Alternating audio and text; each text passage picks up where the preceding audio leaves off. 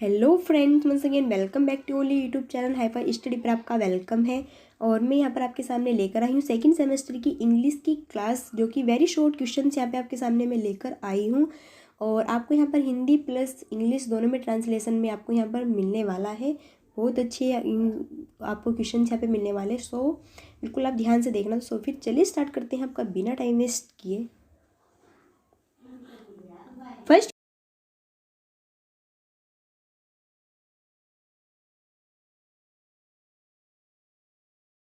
कीजिए। According to Thompson and Wyatt, there are 4 specific aims of teaching English are। किसके according?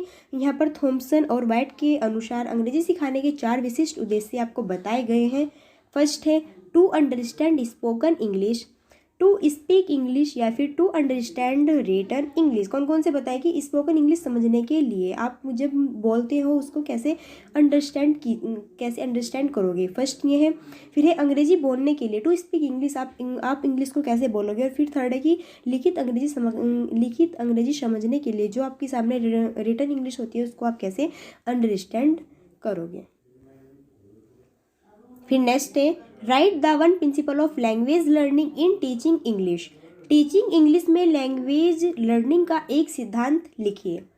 Principle of oral approach the language teaching, मौखिक दृष्टिकोण का सिद्धांत भाषा शिक्षण है। यहाँ पर जो principle of language learning in teaching English है, यहाँ पर इसका जो क्या है यहाँ पर बताया गया है कि इसका जो अप्रोच, जो इसका इंपॉर्टेंट प्रिंसिपल्स यहाँ पे हो सकता है वो होगा आपका लैंग्वेज टीचिंग, यानी कि मौखिक दृष्टिकोण। इसके अकॉर्डिंग आप इंग्लिश को बहुत अच्छी तरीके से लर्निंग कर सकते हो, सीख सकते हो। किससे? मौखिक दृष्टिकोण से। जब आपके पास में आपके आसपास का जो इन्वायरमेंट अगर इस टाइप्स का होता है, सो आप बहुत अच्छी तरीके से वहाँ से इंग्लिश को क्या कर सकते हो, लर्निंग कर सकते हो। अच्छी तरीके से उसकी इंग्लिश की लैंग्वेज को लर्निंग कर सकते हो, सीख सकते हो। फिर explain the methods of teaching reading, teaching reading के तरीके बताइए। जो टीचिंग रीडिंग के जब हम उसको कैसे पढ़ सकते हैं, उसके तरीके बताने कैसे हम उसको पढ़ सकते हैं। तो there are following methods are teaching reading, जो हम पठन पाठन की यहाँ पे वो विधियाँ करते हैं वो बहुत प्रकार से हम कर सकते हैं। The alphabet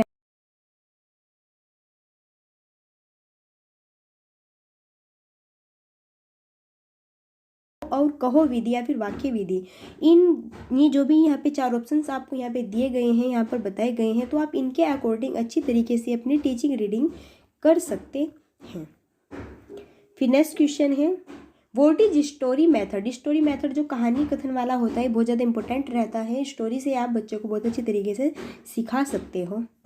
in this method a simple story is taken which is interesting in dealing with connected with the child's everyday life. इस पद्धति में एक सरल कहानी ली गई है जो बच्चे के रोजमर्रा के जीवन से जुड़ी हुई है। यहाँ पर बताया गया है कि अगर आप उसको स्टोरी के अकॉर्डिंग सिखाना चाहते हैं तो आप उसको जो उसकी लाइफ के जो भी उसका इन्वायरमेंट है, जो भी उसकी लाइफ से जुड़ी हुई बातें होती है, उसकी लाइफ से जुड़ी हुई स्टोरीज होती है, सो उसके अकॉर्डिंग आप उसको वो स्टोरीज के मेथड से आप उसको सिखा सकते हो, जिससे कि वो बहुत अच्छी तरीके से और जल्दी उसको कैच कर लें। फिर नेक्स्ट है define the definition of approach, दृष्टिकोण की परिभाषा को परिभाषित करें। Anthony defines approach is these words, it states a point of view और फिलोसफी और an assumption which one believe but can not necessary prove. Anthony ने कहा है कि दृष्टिकोण इन शब्दों को परिभाषित करता है।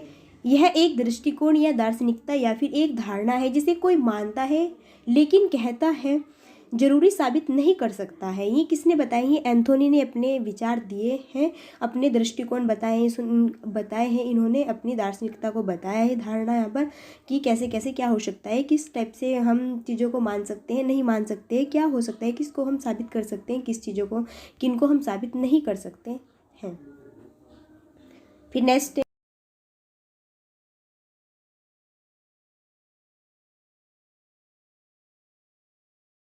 अलग अलग यहाँ पे क्या बताने आपको मेथड्स बताने हैं किसके, इंग्लिश टीचिंग के। इंग्लिश को जब आप किस किस टाइप से सिखा सकते हैं ये बताना है। तो these are following approach and methods of teaching English. First है the structural approach, the situation approach, the communicative approach या फिर बिलिंगुअल अप्रोच या फिर the grammar translation method, the direct method, doctor West's new method या फिर audio lingual method. तो आप किस किस तरीके से आप जो टीचिंग वो है, टीचिंग लर्निंग है, आप उसको किस किस टाइप से आप उसको सिखा सकते हैं।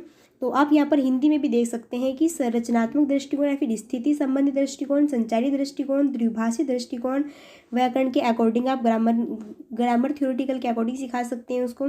या फिर हमारे फेमस रहते हैं डॉक्टर वेस्ट, उन्होंने भी अपने अकॉर्डिंग अपनी यहाँ पे टीचिंग लर्निंग के बारे में बताया है, सो उसके अकॉर्डिंग भी आप सिखा सकते हो, या फिर ऑडियो भाषिक विधि के अकॉर्डिंग भी आप इंग्लिश को सिखा सकते हैं। फिर नेक्स्ट और इम्पोर्टेंट क्वेश्चन है कि what is grammar translation method, व्याकरण अनुवाद विधि क्या है। This method emphasize the importance of reading and neglects training in speaking and listening. यह विधि पढ़ने के महत्व को स्पष्ट करती है और बोलने और सुनने में प्रशिक्षण की उपेक्षा करती है। ये बताया है किसमें, व्याकरण जो आपकी ग्रामर ट्रांसलेशन मेथड होता है उसमें ये बताया गया है कि यह विधि हमको पढ़ने के महत्व को समझाती है और फिर बोलने के और सुनने के सभी ये जितने भी मेथड्स होते हैं इन सभी मेथड्स को क्लियर करती है क्या, हमारी ग्रामर। फिर है व्हाट इज बिलिंगुअल मेथड, द्विभाषी विधि क्या है।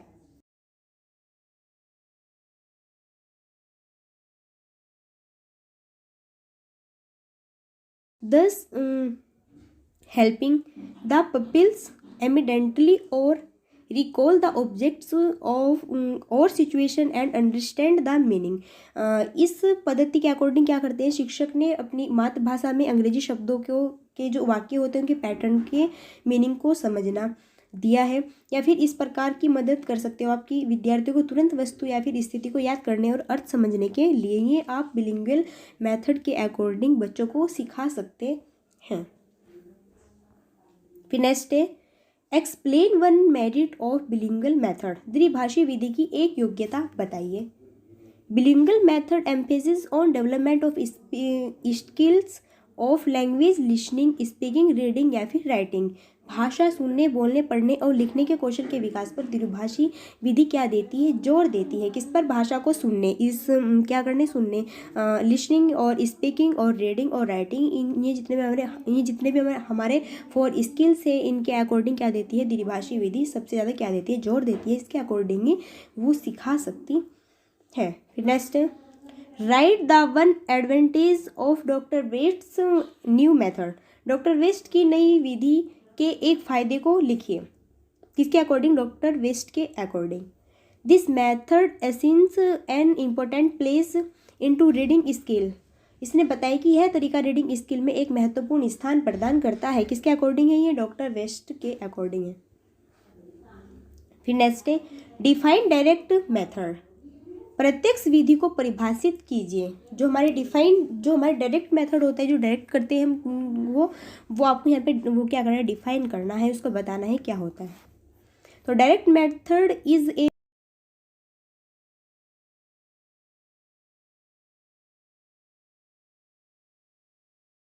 conversation, discussion and reading in the language itself without the use of the pupil's language, without translation and without the study of formal grammar. ये बताया है कि जो हमारी प्रत्यक्ष विधि होती है वो क्या होती है, वो आधुनिक भाषा सिखाने का क्या है, हमारा एक तरीका है जिससे हम क्या कर सकते हैं, बातचीत, चर्चा और पढ़ने के माध्यम से भाषा को या फिर उसके अनुवाद का उसको उपयोग के बिना या फिर औपचारिक व्याकरण के अध्ययन के बिना हम उसको क्या कर सकते हैं, डायरेक्टली उसको हम डिफाइन कर सकते हैं, सिखा सकते हैं। तो उसको ही हम प्रत्यक्ष विधि कहते हैं, जिसपे हम डायरेक्टली अपना क्या देते हैं, फोर्समेंट देते हैं।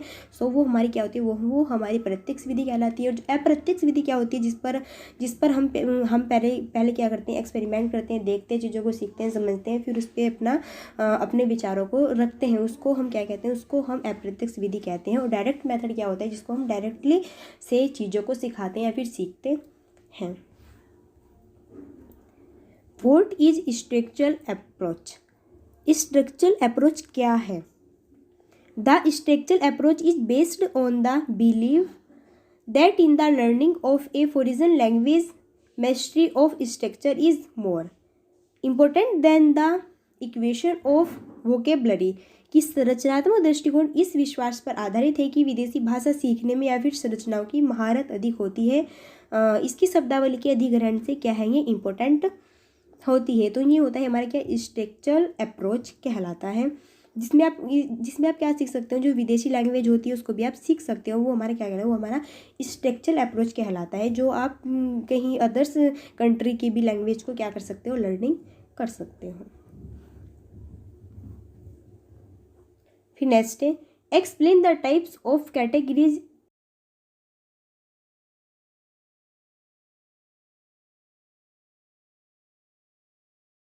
Different categories, sentence patterns, phrase patterns, formula या फिर आइडियम्स। मूल रूप से हम 4 अलग अलग श्रेणियों में इसको डिफाइन कर सकते हैं, बांट सकते हैं, विभाजित कर सकते हैं। जैसे कि फर्स्ट है वाक्य पैटर्न या फिर वाक्यांश पैटर्न या फिर सूत्र के अकॉर्डिंग या फिर अपने अपने मुहावरे के अकॉर्डिंग हम इसको एक्सप्लेन कर सकते हैं। किसको, जो हमारी ये होते हैं कैटेगरीज ऑफ स्ट्रक्चर के, इनकी श्रेणियों को हम 4 रूप से बांट सकते हैं, बता सकते हैं। फिर नेक्स्ट है, write one object of structural approach. Structural approach की एक वस्तु लिखिए।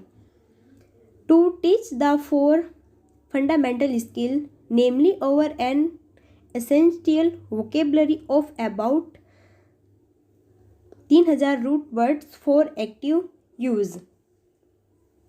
सैकड़े उपयोग के लिए लगभग यहाँ पर कितने 3000 मूल शब्दों के अनिवार्य रूप से आप 4 मौलिक कौशल सिखाने के लिए हैं। कितने हैं यहाँ पर, ये 3000 मूल शब्दों को आप यहाँ पे मौलिक कौशल के अकॉर्डिंग सिखा सकते हैं। Write the other name, nick name of structural approach. Structural approach का दूसरा नाम क्या है, किसका, जो ये हमारा स्ट्रक्चर अप्रोच है, इसका दूसरा निक नेम क्या है, दूसरा नाम बताना है। जैसे सबको पता है, सबके 2 नाम तो होते ही हैं, तो इसका जो सेकंड नाम होगा वो होगा द ओरल अप्रोच। क्या होगा, ओरल दृष्टिकोण। नेक्स्ट है, right few words on audio legal methods. Audio legal method पर कुछ शब्द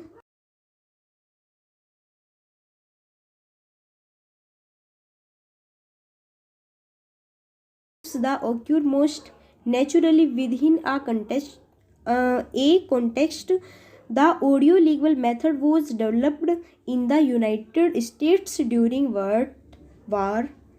अब आपको यहाँ पे समझाते हैं क्या होता है कि ऑडियो भाषिक विधि में भाषाएं अपने आप नहीं बनती है, एक संदर्भ में स्वाभाविक रूप में हम इसको क्या कर सकते हैं, सबसे अधिक होता है। जैसे कि ऑडियो, जैसे द्वितीय विश्व युद्ध के दौरान संयुक्त राज्य में भाषाई पद्धति विकसित की गई थी, इसको हम ऑडियो लीगल मेथड कहते हैं। जैसे कि क्या होता है, ऑडियो भाषिक में हम अपनी जो हमारी लैंग्वेज होती है इसको हम अपने आप नहीं बना पाते हैं, जो हमारी भाषा इसको हम अपने आप नहीं बना पाते हैं, एक संदर्भ में जो में होती है स्वाभाविक रूप से। इसमें क्या होता है, अधिक कोई अप लैंग्वेज यहाँ पे होती है। जैसे कि इन्होंने एक एग्जांपल दिया है, जैसे कि जो सेकंड हमारा विश्व युद्ध हुआ था उसके दौरान जो संयुक्त राज्य की जो भाषाई पद्धति थी वो विकसित की गई थी, वो डेवलप की गई। तो ये किसका एग्जांपल है, ये ऑडियो लीगल मेथड के ही एग्जांपल्स यहाँ पे आपको दिया गया है। What is communicative approach. Communicative approach क्या है, the communicative approach is a learner central approach. In this approach, everything from fluency of saying something, accuracy of appropriateness are equally important। कि कम्युनिकेटिव दृष्टिकोण एक शिक्षार्थी केंद्रीय दृष्टिकोण है और इस दृष्टिकोण में कुछ कहने की सटीकता से सब कुछ सटीकता और जो उपयुक्तता होती है वो समान रूप से क्या होती है, बहुत ही ज़्यादा इंपॉर्टेंट होती है। जब आप कम्युनिकेटिव करते हो, कम्युनिकेटिव आपस में आप बातचीत करते हैं, कम्युनिकेशन करते हैं, तो उससे जो आपका दृष्टिकोण होता है वो क्या हो जाता है, बहुत ज़्यादा सटीकता से बहुत ज़्यादा क्या हो जाता है, बहुत एक्टिव हो जाता है, उसमें आप बहुत अच्छी तरीके से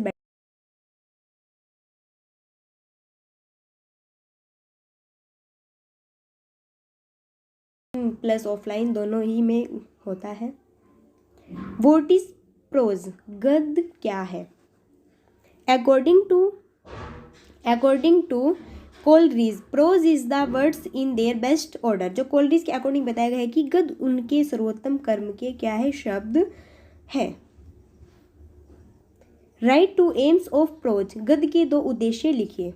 फर्स्ट है to prepare them for silent reading, फिर है to develop their active and passive vocabularies, कि उन्हें मुख पढ़ने के लिए तैयार करना या फिर उनके सक्रिय और निष्क्रिय शब्दकोशों को विकसित करने के लिए। ये किसके, ये हमारे जो प्रोज है, प्रोज आपने पढ़ा भी होगा, प्रोज पोएट्री पढ़ा है आपने, पढ़ा होगा, सबको पता है। जो हमारे प्रोज को हम क्या कहते हैं, गद्य कहते हैं।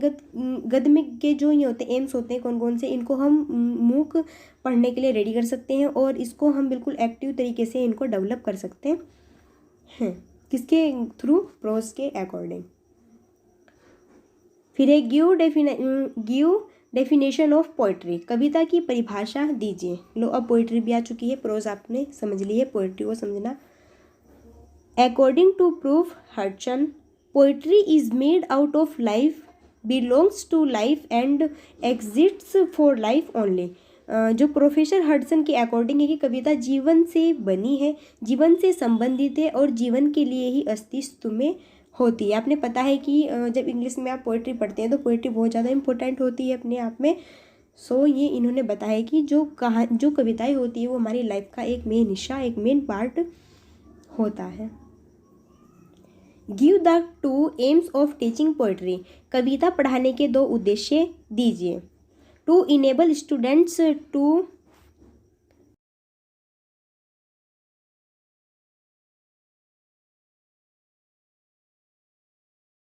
या फिर कविता की कविता और शैली, इस ये किसके, हमारे जो हमारी पोइट्री है, पोइट्री को पढ़ाने की क्या है, 2 एम्स है कि किस तरीके से आप इसको बेटर फील तरीके से आप इसको पढ़ा सकते हैं।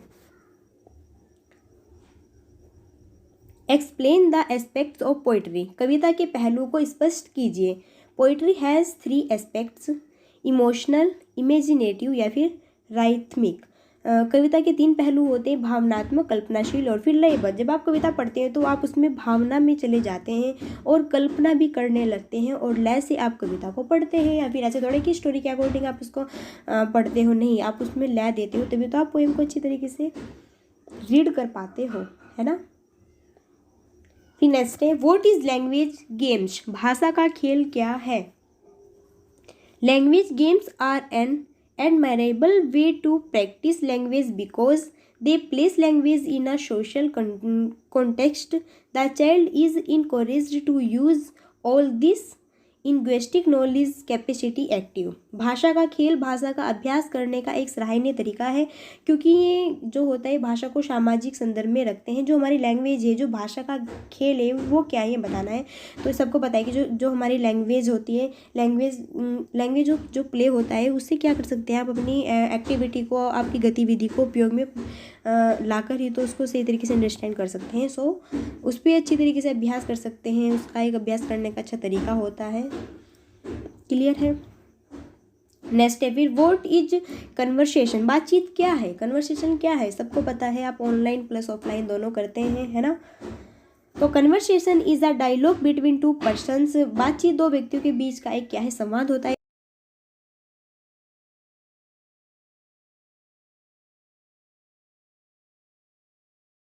सकते हैं, आपने हिंदी में पढ़ा होगा शैशवर और मौन, तो अकेले तो आप मौन वाचन कर सकते हैं, है ना, अपने माइंड्स में ओनली। फिर how many consonants in A to Z, कितने होते हैं, सबको पता है। जो हमारे व्यंजन होते हैं, कॉन्सोनेंट्स होते हैं, कितने होते हैं, 21 होते हैं। और अगर बात करते हैं अपने वोवेल्स कितने होते हैं, तो वोवेल्स हमारे कितने होते हैं, 5 होते हैं, जो कि क्या होते हैं, A E I O U 5 होते हैं। बाकी जो बचते हैं वो क्या होती है, हमारे सारे कॉन्सोनेंट्स होते हैं। फिर है राइट 5 नेम्स ऑफ वेजिटेबल्स, 5 आपको यहाँ पे सब्जियों के नाम बताने हैं, बिल्कुल छोटे बच्चों की तरह पढ़ना पड़ रहा है ना। पोटैटो, पी, टोमेटो, है ना, और फिर क्या है बे, जिंगर या फिर कैरोट। फिर write 5 names of wild animals, अब आपको यहाँ पे जानवरों के नाम भी बताने हैं। एलिफेंट्स, फॉक्स, लोयन, वॉल्फ या फिर बियर, सबको पता है, एलिफेंट हाथी, फॉक्स लोमड़ी, लोयन शेर, है ना, वॉल्फ भेड़िया, बियर क्या है, भालू, सबको पता है ना। फिर नेक्स्ट है राइट 5 नेम्स ऑफ बर्ड्स, अब आपको पक्षियों के नाम भी बताने हैं, 5 आ सकते हैं, देख लेना एग्जाम्स में। पैरोट, पिजन, वेल्चर या फिर क्रो या फिर क्रेन। फिर write 5 names of pet animals, dog, cow, cat, ox या फिर गोट। क्लियर है। या फिर है राइट 5 नेम्स ऑफ फ्रूट्स, सबको पता है ये तो बिना पढ़े भी आप बता देंगे। Fruits mango, Apple, papaya, grapes या फिर बनाना।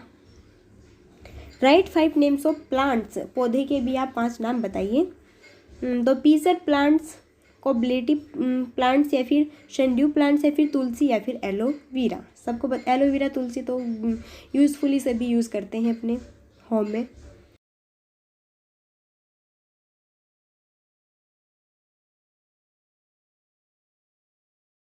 यहाँ से आप याद कर सकते हैं, है ना, छोटे बच्चों की तरह पढ़ना पड़ रहा है सब कुछ। फिर नेक्स्ट है right the 11 to 20 figures in words. तो इनके फिगर्स बताने हैं, सबको बताइए। 11, 16, ये 12 है, ये 17 है, 13 है, 14 है, 19 है, 15 है, 20 है या फिर ये हमारे क्या है 18 है। समझ लेना, देख लेना, है ना। फिर नेक्स्ट है right principle of the second language approach for developing reading skills. पठन कौशल विकसित करने के लिए दूसरी भाषा दृष्टिकोण का सिद्धांत लिखे। In the beginning the same matter should be given to read which has been practical orally. शुरुआत में वही मामला पढ़ने को दिया जाना चाहिए जो व्यवहारिक रूप से व्यवहारिक रहा हो। जब आप स्टार्टिंग में किसी को पढ़ाते हैं, खासकर में जब आप स्टार्टिंग में इंग्लिश को पढ़ाते हैं, तो सबसे पहले क्या व्यवहारिक होना चाहिए, जो कि आपसे जुड़ा हुआ हो। अदरवाइज अगर आप कुछ एक्स्ट्रा से कुछ न्यू वर्ड्स या फिर न्यू चीज़ों को पढ़ाएंगे तो फिर वो पढ़ने में ज़्यादा इंटरेस्ट नहीं लेंगे बच्चे। वैसे भी इंग्लिश है। फिर है give one advantage of reading aloud. जोर से पढ़ने के एक फ़ायदे दीजिए। Reading aloud helps the student building improving vocabulary, simulating या फिर imagination and increase reading fluency. जोर से पढ़ना छात्रों को शब्दावली के जो निर्माण सुधार में मदद करना, कल्पना को उत्तेजित करना और फिर पढ़ने के प्रभावता को क्या करता है, बढ़ाता है। जोर से पढ़ने के क्या क्या फ़ायदे होते हैं ये आप यहाँ पे देख सकते हैं। Give one advantage of silent reading. Silent reading का एक फ़ायदा दीजिए। जब आप बिल्कुल क्या कैसे उसमें मौन वाचन में पढ़ते हैं तो उसका एक फ़ायदा क्या है। It is quicker,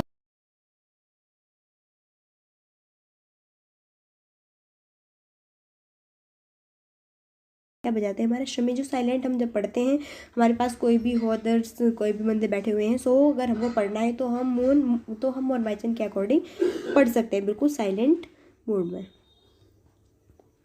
what do you mean by part of speech. आपको वाणी के भाग से क्या मतलब है। तो the major categories into which the vocabulary of a language is divided are known as part of speech. Part of speech बहुत ज़्यादा इंपॉर्टेंट होते हैं। ये आपके सीटेट, जब अगर आप सीटेट यूपीटेट में जब आप इंग्लिश को चूज़ करते हैं तो वहाँ पर भी पूछे जाते हैं। They are 18 number in English language. कितने नंबर होते हैं इसमें, 8 नंबर होते हैं। इनकी संख्या कितनी होती है, 8 होती है। जैसा first noun, pronoun, verb, adjective, adverb, preposition, conjunction. आपको बताए संज्ञा, सर्वनाम, क्रिया विशेषण या फिर पूर्व निर्धारण या फिर अभिसरण, ये क्या क्या होते हैं। ये हमारे 8 इनकी अंग्रेजी भाषा की 8 क्या होती है, संख्या होती है।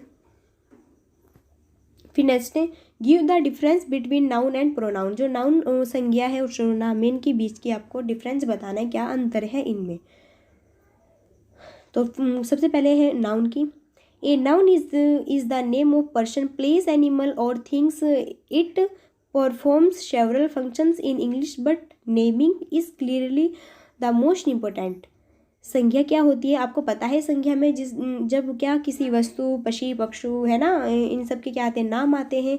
सो वहाँ पर क्या होते हैं, हमारा संज्ञा होती है, नाउन्स होती है। जैसे नाउन कितने प्रकार के होते हैं, तो नाउन 5 प्रकार के होते हैं। Common noun, proper noun, collective noun, material noun या फिर एब्स्ट्रैक्ट नाउन। अब कॉमन नाउन क्या होता है, जो हमारा जातिवाचक होता है। इसमें क्या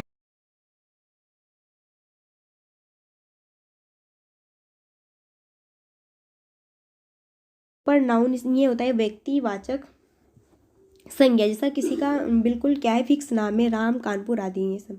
या फिर एक कलेक्टिव नाउन, सामूहिक जो होते हैं, जैसे भीड़ या फिर नौसेना या फिर क्या आर्मी, ये जहाँ पर भी पूरा समूह होता है, कलेक्ट होते हैं आपस में, ठीक है। फिर मटेरियल नाउन पता है, सामग्री, जैसा क्या लकड़ी, दूध, ये सब हमारे वुड्स, मिल्क, है ना। और फिर एब्स्ट्रैक्ट नाउन क्या होते हैं, भाववाचक, जिनको हम भाव कर सकते हैं, जैसे कि गरीबी, है ना, अमीर, ईमानदारी, है ना, ये सब क्या होती है हमारे क्रोध, भय, ये सब हमारे क्या होते हैं, भाववाचक संज्ञा होते हैं। फिर है प्रोनाउन, यहाँ पर a pronoun is a word which is used instead of a noun. सर्वनाम, सर्वनाम क्या होते हैं, जब हम संज्ञा के स्थान पर किसी अदर्स पार्ट का हम वहाँ पे यूज़ कर देते हैं तो उसको हम क्या कहते हैं, उसको हम क्या कहते हैं, सर्वनाम कहते हैं। जैसे कि मैंने एक सेंटेंस लिया है कि राम खाना खाता है, तो मैंने यहाँ पर कर दिया कि वह खाना खाता है, तो वह क्या होगा, हमारा सर्वनाम हुआ। और जब मैंने बोला कि राम खाना खाते, तो राम क्या था, तब संज्ञा था। क्लियर है।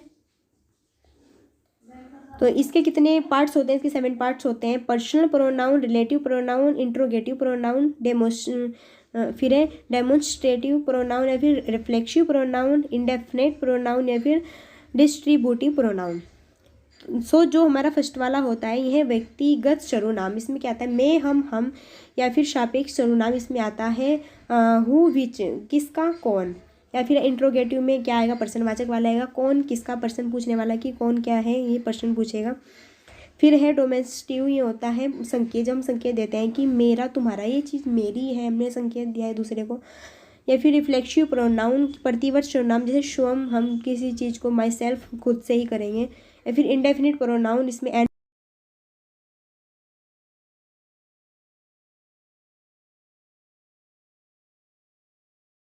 वितरित सर्वनाम, या तो, या फिर न तो। क्लियर है। अदर या फिर नाइदर, या तो ना है या फिर है। फिर नेक्स्ट है explain the kinds of genders, लिंग के प्रकार स्पष्ट कीजिए।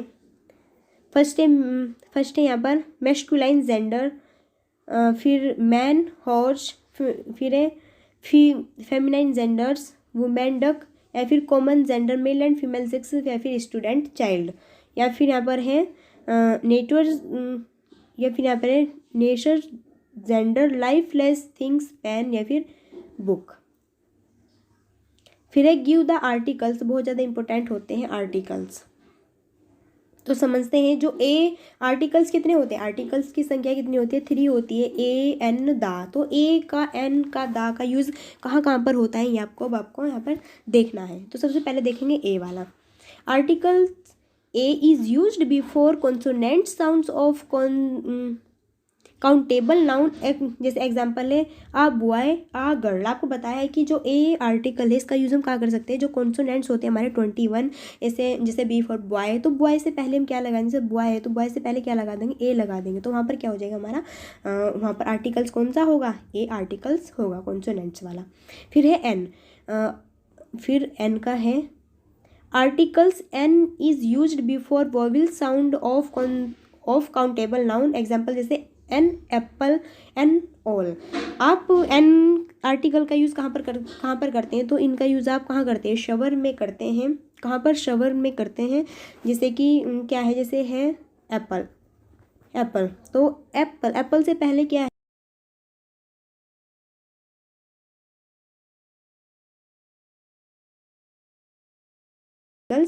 आएगा। क्लियर है। तो जितने भी हमारे वोवेल्स होते हैं उससे पहले क्या लगते हैं, उससे पहले लगते हैं एन आर्टिकल्स। और जितने भी कॉन्सोनेंट्स होते हैं, व्यंजन होते हैं, उनसे पहले क्या लगता है, ए आर्टिकल्स लगता है। फिर दा की बात होती है, दा कहाँ पर लगता है, तो the is definite articles, it is used to refer a particular person, place और थिंग्स एंड अनलाइक थिंग्स, जैसे एग्जांपल सन, मून। जैसे कि क्या होती है आपके कोई पार्टिकल पर्सन्स होते हैं, है ना, या फिर कोई स्थान है, कोई चीज़ें हैं, या फिर अनलाइक थिंग्स है जिसको आप पसंद नहीं करते, कुछ चीज़ें ऐसी है, तो वहाँ पर उससे पहले आप क्या लगाते हो, दा लगाते हो। जैसे कि सन, मून, तो इससे पहले आप क्या लगाएंगे, द सन या फिर द मून। क्लियर है। आप हिंदी में भी इनको एक्सप्लेन कर सकते हैं, अदरवाइज मैंने आपको बता दिया है। फिर नेक्स्ट है what do you mean bye adjective, विशेषण से आपका क्या तात्पर्य है। एडजेक्टिव क्या होता है ये बताना है। Adjective is a word which describes quality, quantity, number and serial of noun और प्रोनाउन, जो कि संज्ञा और सर्वनाम की क्या बताता है, विशेषता बताता है, उसी को हम क्या कहते हैं, विशेषण कहते हैं। जैसे एग्जांपल है he is an old man, वह क्या है, वह बूढ़ा आदमी है ना, वह बूढ़ा आदमी। तो विशेषण एक ऐसा शब्द है जो कि संज्ञा है, फिर सर्वनाम की गुणवत्ता है, फिर मात्रा, संख्या के क्रम को क्या करता है, यहाँ पर उसको डिफाइन करता है, वर्णन करता है। तो उसी को हम क्या कहते हैं, उसी को हम एडजेक्टिव कहते हैं। जैसे कि वह एक बूढ़ा आदमी है। फिर व्हाट इज सेंटेंस, वाक्य क्या है। Sentence is the group of words which makes complete sense, वाक्य शब्दों का समूह है जो पूर्ण समझ में आता है। तो वाक्य हम किसको, सेंटेंस किसको कहते हैं।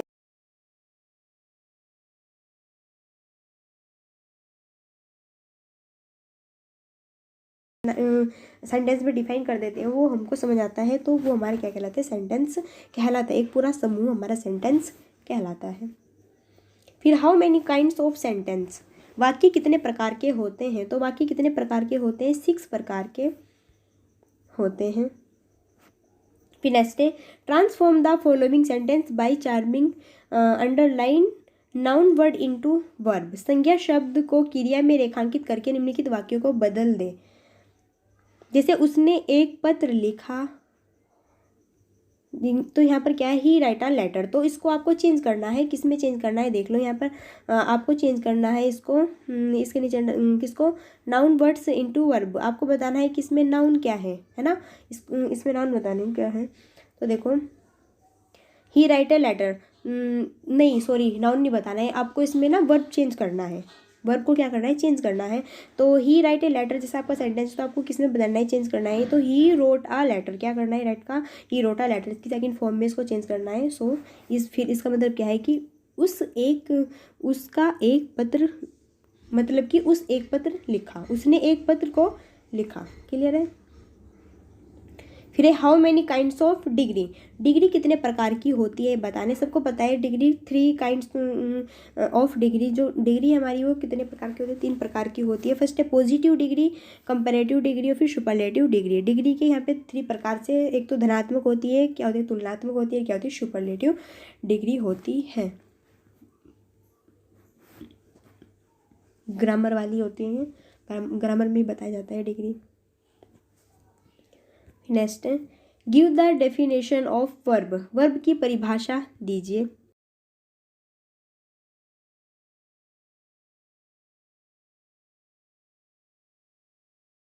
Verb are used to show what a person और थिंग्स इज डूइंग, बीइंग और processing. Verb are also called action और डूइंग वर्ड्स। यहाँ पे वर्ब की परिभाषा बतानी है, वर्ब क्या होता है, आपको पता है वर्ब क्या होता है। तो वर्ब क्या होता है, एक क्रिया, एक शब्द या फिर एक शब्दों का समूह जो कहती है कि कोई व्यक्ति या वस्तु क्या है। क्रिया का उपयोग किसी व्यक्ति या फिर चीज को करने, होने या फिर प्रक्रिया करने के लिए किया जाता है। क्रिया को क्रिया या फिर शब्द करना भी कहा जाता है। आपको पता है जब किसी चीज़ में क्या होती है, वर्क होता है, तो उसको हम क्या कहते हैं, क्रिया कहते हैं। जब किसी सेंटेंस में कार्य होता है तो वहाँ पर क्या होता है, हमारे वर्ब होता है। नेक्स्ट है right 2 examples of incorrect and correct nouns. यहाँ पर आपको 2 गलत क्या दिए गए हैं, नाउन्स दिए गए हैं, नाउन्स के एग्जाम्पल्स वो आपको राइट करने हैं। जैसे फर्स्ट है यहाँ पर sceneries of Kashmir are charming. तो इसको आपको सही बताना है कि कश्मीर के लोग क्या है, आकर्षक है। अब आपको क्या बताना है, इसको राइट तरीके से बताना है कि the scenes of Kashmir is charming. Are के लिए क्या लग जाएगा, इज लग जाएगा, क्योंकि क्या है, कश्मीर एक ही तो है, ओनली आर क्या होते हैं, बहुत सारे होते हैं, तो चेंज हो गया इसमें। फिर है आई बोट अ शॉप, मैंने एक साबुन खरीदा, तो इसको आपको चेंज करना है। तो कैसे करोगे, I bought a cake of shape, oh shop, sorry shop होता है क्या, साबुन होता है, कि मैंने साबुन का एक केक खरीदा है। कितना पार्ट खरीदा है, ओनली एक पार्ट खरीदा है। क्लियर है। नेक्स्ट है right 2 examples of incorrect and correct verb. अब आपको गलत और सही क्रिया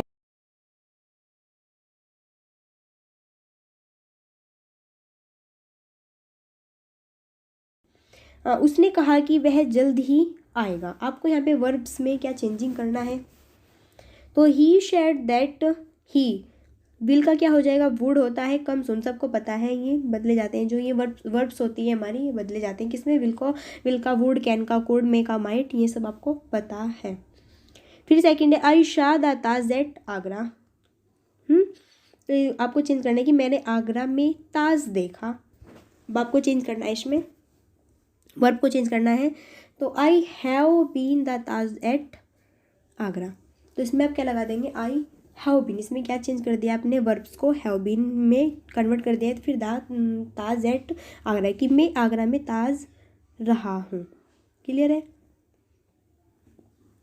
फिर नेक्स्ट है which letter is silent in the word column. Column शब्द में कौन सा अक्षर मौन है, कॉलम में कौन सा शब्द मौन है, तो कौन सा शब्द यहाँ पे क्या है, साइलेंट है, बताना है। तो कॉलम में क्या है, एन साइलेंट है। फिर which letter is silent in the word psychology. तो साइकोलॉजी में कौन सा वर्ड साइलेंट है, पी। देखो मैंने ऐसे थोड़ा ना बोला है कि फिजिकोलॉजी, तो मैंने क्या बोला है, साइकोलॉजी। तो साइकोलॉजी में पी वर्ड क्या हुआ, साइलेंट हुआ। आप बोल कर देख लेना। फिर right the 4 silent words of के नाम के जितने भी साइलेंट वर्ड्स बनने वो आपको बताना है। फर्स्ट है नाइफ, नॉक, नाइट या फिर नॉलेज। तो देखो मैंने जितने वर्ड्स बोले हैं इसमें मैंने कहीं पर भी कैसे यहाँ पर स्टार्ट नहीं किया है, तो यहाँ पर के क्या है हमारा, साइलेंट है। फिर right the 5 silent words of you. अब आपको यू वर्ड्स के साइलेंट के 5 वर्ड्स यहाँ पे बताने हैं। तो फर्स्ट है बिल्ड,